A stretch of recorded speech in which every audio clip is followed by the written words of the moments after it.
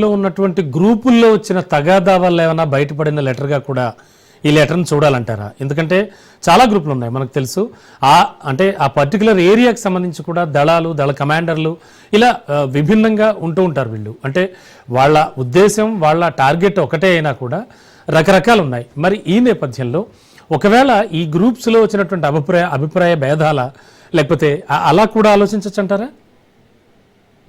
అంటే మన మెక్డాల్స్ చరిత్రని చూసినప్పుడు ఆంధ్రప్రదేశ్లో కావచ్చు లేదా ఇతర ప్రాంతాల్లో కావచ్చు, వీళ్ళందరూ కూడా సిపిఎం రివిజనిస్ట్ పార్టీగా మారిపోయింది. సిపిఎం కి ముసలి నాయకత్వం వచ్చింది. వీళ్ళు పోరాడేటువంటి శక్తి వీళ్ళలో లేదు. అందుకని ఒక దగ్గర తుపాకీతోటి పేలిస్తే మొత్తం దేశం అంతటా కూడా అగ్ని రాసుకుంటుంది అనేటువంటి పేరుతోటి వీళ్ళందరూ కూడా బయలుదేరారు. ఆ బయలుదేరిన తర్వాత ఎన్ని చీలికలు పేలికలు అయిపోయారో వాళ్లలో వాళ్లే కొంతమందిని తాము విప్లవకారులమని వాళ్లే చెప్పుకున్నారు. మిగిలినటువంటి వాళ్ళందరినీ రివిజనిస్టులు అని చెప్పుకున్నారు. అందుకని ఆ విధంగా మావోయిస్టుల్లో ఇప్పుడున్నటువంటి మావోయిస్టుల్లో ఈ మావోయిస్టు మిగతా నక్సలైట్ గ్రూప్స్ అన్ని కూడా వేరువేరుగా ఉన్నాయి, ఎవరి దుకాణం వాళ్ళదే. ఇప్పుడు ఈ మావోయిస్టుల్లో కూడా మీరు అన్నట్టుగా చీలికలు పేలికలు కనుక వచ్చేట్లయితే ఈ పార్టీకి అది బహిర్గతం అయి ఉండేది. అందువలన ఈ మావోయిస్టుల్లో చీలికలు వచ్చాయి, లేకపోతే ఆ చీలికల్లో భాగంగానే ఈ లెటరు అనేటువంటిది నేనైతే నమ్మటం లేదు. ఎందుకంటే అటువంటిది ఏదన్నా ఉండేట్లయితే గతంలో ఉన్నటువంటి నక్సలైట్ బృందాలన్నీ కూడా ఏమాత్రం సైద్ధాంతిక విభేదాలు కావచ్చు లేదా నాయకత్వం కావచ్చు ఇతరత్ర అనేకమైనటువంటి కారణాలతోటి ఉన్నటువంటి వాళ్ళు బహిరంగంగానే చీలిపోయి ఎవరి దుకాణం వాళ్ళు పెట్టుకున్నారు. అందువల్ల ఇప్పుడు అలాంటిది ఏదో పరిణామం జరిగింది, ఈ జరిగిన కారణంగా వాళ్ళల్లో వాళ్ళు విడుదల చేసుకున్నారు అనే దానికి ఆధారం అయితే ఉంటుందని నేనైతే అనుకుంటున్నాను. Yes sir. సార్ మీరు చెప్తున్నట్టుగా గ్రూప్స్ కావచ్చు, అఫ్ కోర్స్ అసలు కేంద్ర కమిటీ కావచ్చు, వీళ్ళందరివి అంటే గ్రూపులు చిక్కి శల్యమైపోయాయి అనుకోవచ్చు అంటారా? అండ్ మోరోవర్ మీరు ఇందాక లేవనెత్తిన అభిప్రాయమే విపరీతంగా అంటే ఇబ్బడి ముబ్బడిగా పెరిగిపోయినటువంటి టెక్నాలజీ కూడా మావోయిస్టుల కొంప ముంచుతోందా? ఎలా చూడాలి సార్ ఈ విషయాన్ని? ఖచ్చితంగా ఎందుకు అంటే మావోయిస్టులు సానుభూతి పరులుగా ఉన్నటువంటి వాళ్ళు యూజ్ చేసేటువంటి సెల్ ఫోన్ కావచ్చు, లేకపోతే ఇతరతర సాంకేతిక కమ్యూనికేషన్ పరికరాలకు సంబంధించినటువంటి సిగ్నల్స్ ని పరిచయం కావచ్చు, ఇవన్నీ కూడా ఈ గతంతో పోలిస్తే అంటే 50 ఏళ్ల క్రితం నాటితో పోలిస్తే ఇప్పుడు చాలా ఈజీ కమ్యూనికేషన్ వ్యవస్థ. అందులోనూ రాజ్యానికి ఈవెన్ ఇఫ్ నాట్ ఓన్లీ మావోయిస్టుల విషయం, మిగతా విషయాల్లో కూడా ఏదైనా క్రైమ్ జరిగితే గతంలో వారాలు, నెలలు, సంవత్సరాలు పట్టేది ఫైండ్ అవుట్ చేయడానికి, అంటే ఎవరు చేశారు అనేటువంటి ఆ ద్రోహులు పట్టుకోవడానికి. కానీ నవ్వేడేస్ ఏదైనా ఒక చిన్న ఘటన జరిగిందంటే within 1 week, within 5 days or within 3 days వాళ్ళని పట్టేసుకుంటున్నారు బికాస్ ఆఫ్ టెక్నాలజీ కదా సార్. ఇప్పుడు గూగుల్ టేక్అవుట్ ఇట్లాంటివన్నీ అందుబాటులోకి వచ్చిన తర్వాత వాళ్ళు ఎక్కడ తిరిగారు, ఎవరితో మాట్లాడారు, ఎటు సంచారం వెళ్ళారు, ఇవన్నీ కూడా మనకి తెలిసిపోతుంది కదా. అందులోనూ పోలీస్ యంత్రాంగం దగ్గర ఆధునికమైనటువంటి సాంకేతిక పరిజ్ఞానం మన సామాన్యులు మనందరికీ అందుబాటులోకి రాకపోవచ్చు, కానీ ప్రభుత్వ యంత్రాంగం దగ్గర, పోలీస్ యంత్రాంగం దగ్గర అటువంటి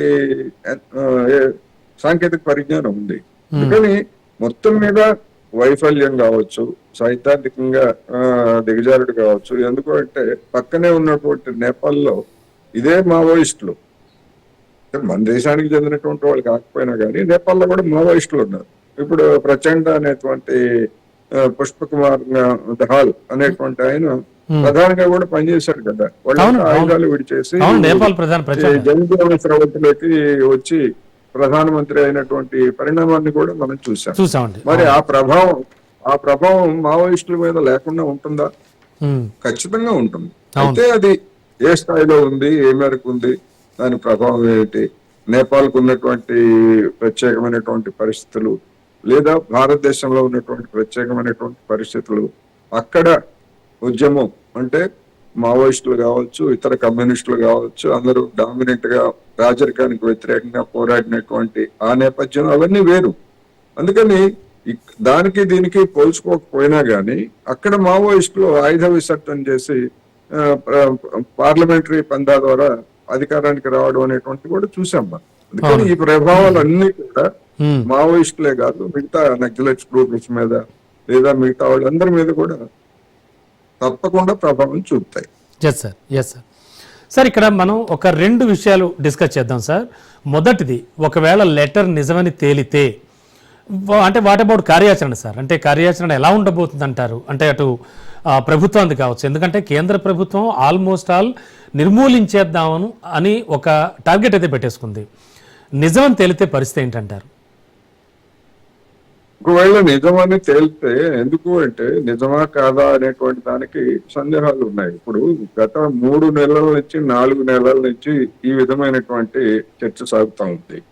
మరి ఆ 4 నెలల నుంచి సాగినటువంటి చర్చ ఫలితంగానే ఇటువంటి ప్రాథమికంగా మనం ఆయుధాలు వదిలివేద్దాము అనేటువంటి ఒక నిర్ణయానికి వస్తే, దానికి సంబంధించి మోడాలిటీస్ ఎట్లా ఉండాలి ఏమిటి అనేటువంటిది ఇప్పుడు అనేక ఇతర మిలిటెంట్ గ్రూపులతోటి, అంటే నక్సలైట్స్ కాకపోయినా కానీ ఇప్పుడు ఈశాన్య భారతంలో అనేక సాయుధ బృందాలతోటి కేంద్ర ప్రభుత్వం ఒప్పందం చేసుకొని వాళ్ళ దగ్గర నుంచి ఆయుధాలు తీసుకొని వాళ్ళని జనజీవన స్రవంతిలో కలిపేసినటువంటి ఉదాహరణలు కొన్ని ఉన్నాయి మనకి. అవును సార్.